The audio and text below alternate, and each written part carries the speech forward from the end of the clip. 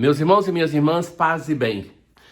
Neste tempo da féria, depois da Epifania, a liturgia vai nos falar abundantemente sobre a luz. A luz do Salvador que se manifestou, e esse é um fato importantíssimo no tempo do Natal. A Epifania é a celebração do mistério da encarnação no Oriente. E celebrava qual fato? Que o Salvador que veio, que era pensado no primeiro momento, assim esperava o povo de Israel, de ser o Salvador somente de Israel, ele é o Salvador de toda a humanidade. Essa é a grandeza e a importância da Epifania, chamada em algumas nações como festa dos povos, das culturas, por causa disso. Ora, nós ouviremos muito o tema da luz, porque esse tema já estava no dia da Epifania ontem e agora vai se repetir. Recordo que a Epifania para nós no Brasil é no domingo mais próximo do dia 6, por esse motivo que foi já no dia 2 este ano, mas que em muitas nações é no dia 6, aquilo que no Brasil se falava antes da Folia de Reis, e que é uma dimensão importante, folclórica, cultural desta grande festa. Já a antífona da liturgia, a antífona, aquele texto, a antífona de entrada, que quando não se canta o canto de entrada, ela é recitada. É feita para ser cantada, na verdade. Raiou para nós um dia de bênção. Vinde, nações, e adorai o Senhor. Grande luz desceu sobre a terra. Então o tema da luz raiou para nós, a luz, e o tema das nações. Esses dois temas que estão juntos e que vão ser frequentes. No evangelho de hoje, nós temos o início do ministério de Jesus no evangelho de Mateus. Então, assim começa, que depois que soube que João tinha sido preso, Jesus volta para a Galileia. E se cumpre aquilo que o profeta tinha dito, o profeta Isaías. Terra de Zabulon, terra de Naftali, caminho do mar, região do outro lado do rio Jordão, Galileia dos pagãos. O povo que vivia nas trevas viu uma grande luz, e para os que viviam na região escura da morte brilhou uma luz. Essa profecia de Isaías está anunciando o fim do exílio na Assíria. Não aquele da Babilônia, que é o mais conhecido na Bíblia. Desse da Síria nós sabemos muito pouco. E esse é um dos poucos textos que aclaram um pouco essa esperança da volta. Mas veja que o que acontece ali é o contrário daquilo que acontece na Epifania. O povo de Israel é oprimido pelos povos estrangeiros, está voltando agora para sua casa.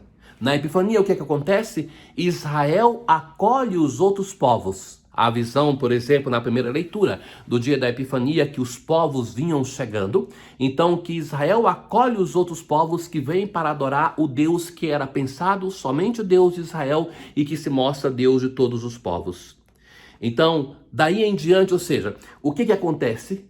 Mateus vai interpretar que este início da pregação de Jesus é um anunciar a luz que vai iluminar a todos os povos, não somente a luz para Israel. Tanto é que ao final do evangelho de hoje tem um elenco desses diversos povos. E a pregação de Jesus é muito bela e sintética. Convertei-vos, porque o reino dos céus está próximo. Qual é a conversão que o Natal nos pede? Responde para nós o apóstolo na primeira leitura, já vamos ver. E então Jesus vai se dizer que ele percorria ensinando em suas sinagogas, pregando o evangelho e curando todo tipo de enfermidade. E por isso as pessoas acorrem a ele para serem curadas. E Jesus os curava. Numerosas multidões o seguiam, vindas da Galileia, da Decápole, de Jerusalém, da Judeia e da região além do Jordão. Ou seja, de povos diferentes que vão se achegar. A Decápole eram cidades pagãs em torno do lago da Galileia, do mar da Galileia, o lago de Genezaré. Então, eram as cidades pagãs, aonde, por exemplo, Jesus vai encontrar ali que tinha uma grande criação de porcos, por isso que eram cidades pagãs. Aonde a palavra de Deus no Antigo Testamento não tinha chegado, eram considerados exclusos da salvação. Então, um anúncio e isso é importante para celebrar o efeito da Epifania. A Epifania mostra que a salvação é para todos os povos. E, então, nós, hoje, continuando a leitura da primeira carta de São João, nós temos o apóstolo que vai dizer assim: caríssimos, qualquer coisa que pedimos, recebemos dele, porque guardamos os seus mandamentos e fazemos o que é do seu agrado. E qual é o mandamento do Senhor? Que creiamos no seu Filho e nos amemos. Aqui está o mandamento, a síntese do Evangelho. Creiamos no seu Filho Jesus e nos amemos uns aos outros. Aqui está o centro, a essência daquilo que anuncia o Senhor. Então, continua. Quem guarda os seus mandamentos permanece com Deus e Deus permanece com ele. Mas ele já falou da presença dos anticristos na comunidade, aqueles que abandonaram a fé, aqueles que negaram a encarnação de nosso Deus.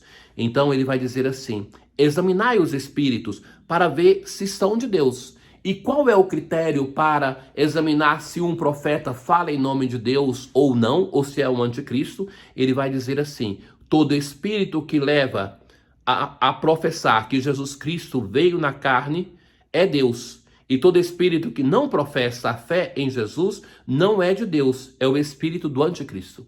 Qual é a conversão que nós precisamos ter na nossa vida como resposta do Natal?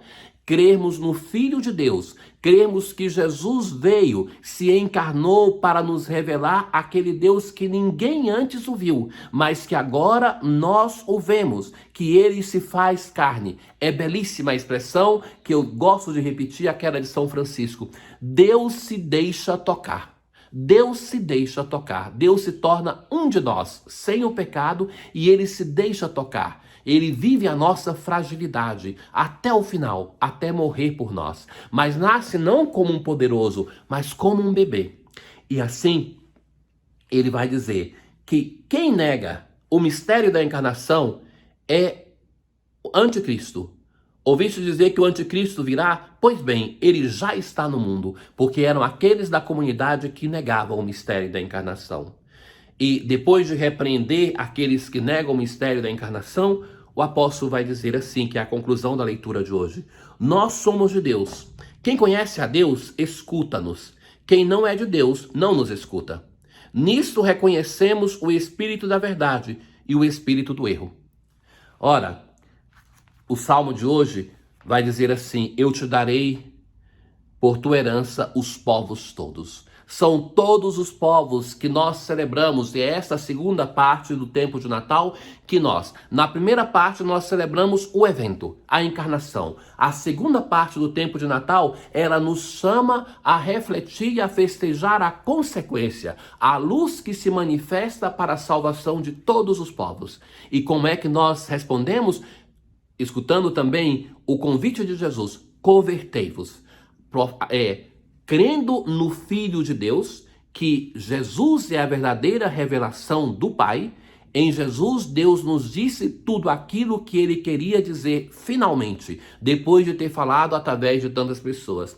E a outra coisa, nos amemos uns aos outros. Não basta somente uma dessas coisas, mas as duas coisas que devem estar na nossa vida.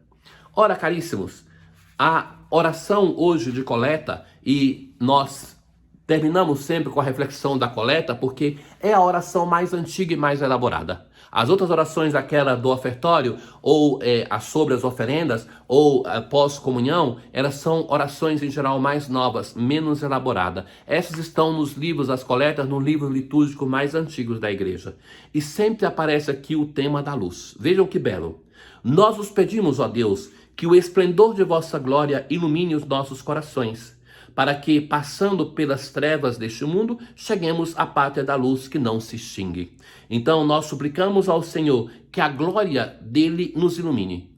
Iluminar o coração não é iluminar somente os nossos sentimentos, mas tudo aquilo que somos, para que, superando as trevas, as dificuldades desta vida, nós cheguemos à luz que não se extinga. E que nessa luz nós possamos viver com o nosso Deus. Nós possamos ver aquele Deus grandioso, onipotente, que se revela numa pequena criança que está com a sua mãe na gruta de Belém e que foi motivo da fé para os pastores, para os magos e para tantas pessoas. Aqui nós somos chamados hoje a fazer a mesma experiência. Tenham todos um bom dia. O Senhor esteja convosco, Ele está no meio de nós. Abençoe-vos o Deus Todo-Poderoso, o Pai, o Filho e o Espírito Santo. Paz.